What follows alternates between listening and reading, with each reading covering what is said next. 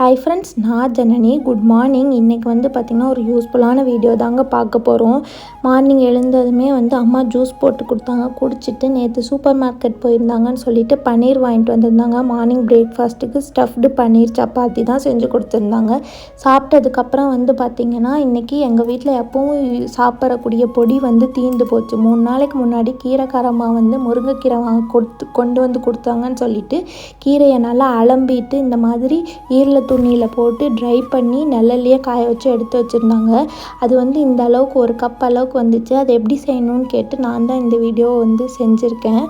ஒரு கப் அளவுக்கு இருக்க முருங்கைக்கீரையை இரும்பு கடாயில் போட்டு வறுத்துக்கலாம். இரும்பு கடாயில் இரும்பு சத்து இருக்கும். அதனால் உங்கள்கிட்ட இரும்பு கடாய் இல்லைங்கிற பட்சத்தில் நீங்கள் நார்மலான கடாயில் யூஸ் பண்ணி சும்மா சூடாகிற அளவுக்கு மட்டும் வறுத்து எடுத்து வச்சுக்கோங்க. முருங்கைக்கீரையில் நிறையா பெனிஃபிட்ஸ் இருக்குங்க. இதில் இரும்பு சத்து அதிகமாக இருக்குது. நம்ம முடியை நல்லா அடர்த்தியாக வளர்றதுக்கும் உங்களுக்கு ஹேர் ஃபால் அதிகமாக இருக்குன்னா அவங்களும் இதெல்லாம் எடுத்துக்கலாம்.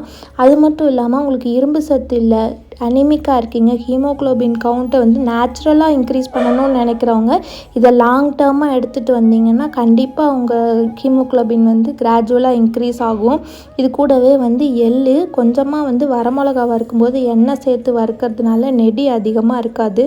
அதுக்கப்புறமா சீரகம், மிளகு இதெல்லாம் சேர்த்து நல்லா வறுத்துக்கோங்க. கூடவே நான் கருப்பு எள்ளும் சேர்த்து வறுத்துருக்கேன். இந்த பொடி நீங்கள் டெய்லி ஃபுட் இன்டேக்காக எடுத்துக்கலாம். கொஞ்சமாக சாதம் சாப்பிட்றீங்கன்னா சாதத்தில் நெய் ஊற்றி இல்லை நல்லெண்ணெய் ஊற்றி இந்த பொடி போட்டு நீங்கள் சாப்பிட்டுக்கலாம். உங்களுக்கு அதிகமாக முருங்கைக்கீரை கிடைக்காது அப்படிங்கிறவங்க கிடைக்கிறப்போ வாங்கி இந்த மாதிரி பொடி செஞ்சு ஸ்டோர் பண்ணி வச்சுக்கிட்டிங்கன்னா உங்களுக்கு ரொம்பவே யூஸ்ஃபுல்லாக இருக்கும். இது கூட பெருங்காயம், அதுக்கப்புறம் வறுத்த வரமிளகா, உப்பு இதெல்லாம் சேர்த்து ஃபஸ்ட்டு கொரன்னு பருப்போடு அரைச்சதுக்கப்புறமா கீரையை போட்டு ஒரு 2 பல்ஸ் பண்ணி எடுத்துக்கோங்க. ஃபஸ்ட்டு பருப்பை நல்லா போட்டு அரைச்சதுக்கப்புறமா எடுத்து வச்சுருக்க கீரையை போட்டு பல்ஸ் பண்ணி எடுத்துச்சேன். இப்போ முருங்கீரை பொடி ரெடி. இதை ஏர்டைட் கண்டெய்னரில் ஸ்டோர் பண்ணி வச்சுக்கலாம், கெட்டு போகாது. ஈவினிங் ஒரு 4 o'clock போல் அம்மா டெய்லி எங்கள் வீட்டில் சுண்டல் ஊற வச்சுருவாங்க. இன்றைக்கி பாசிப்பயிறு சுண்டல் தான். இந்த பாசிப்பயிறு சுண்டல் ஊற வைக்காத நேரம் இல்லை, ஏதோ ஒரு பயிர் ஊற வைக்காத நேரத்தில் பார்த்திங்கன்னா வீட்டில் அரைச்ச சத்து மாவை கூழ் காய்ச்சி எடுத்துப்பேன். ஈவினிங் ஒரு 5:30 போல் தான் ஹேர் வாஷ் பண்ண ஸ்டார்ட் பண்ணேன்.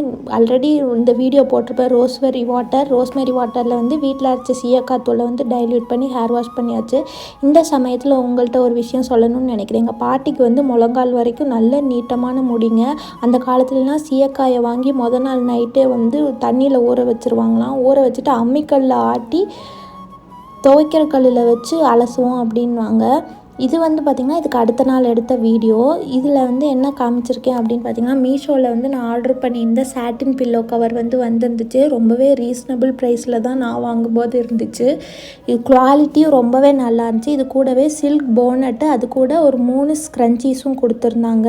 உங்களுக்கு தேவைப்படுதுன்னா இதோட லிங்க் டிஸ்கிரிப்ஷனில் கொடுக்குறேன், வாங்கிக்கோங்க.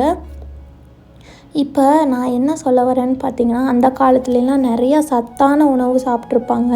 உண்மையாகவே நான் சொல்கிறேங்க, எங்கள் பாட்டிக்கெலாம் நல்ல அடர்த்தியான முடி, நீளமும் பார்த்திங்கன்னா நல்லா முழங்கால் வரைக்கும் இருக்கும்.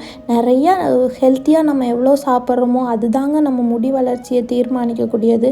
ஸோ முடிஞ்ச வரைக்கும் ஹெல்த்தியாக சாப்பிட்றதுக்கு ட்ரை பண்ணுங்கள். நிறையா பேர் நான் எக்ஸ்டர்னலாக ஹேர் கேர் போட்டேன்னா அதை நல்லா ஆர்வம் கொடுத்து பார்க்குறீங்க.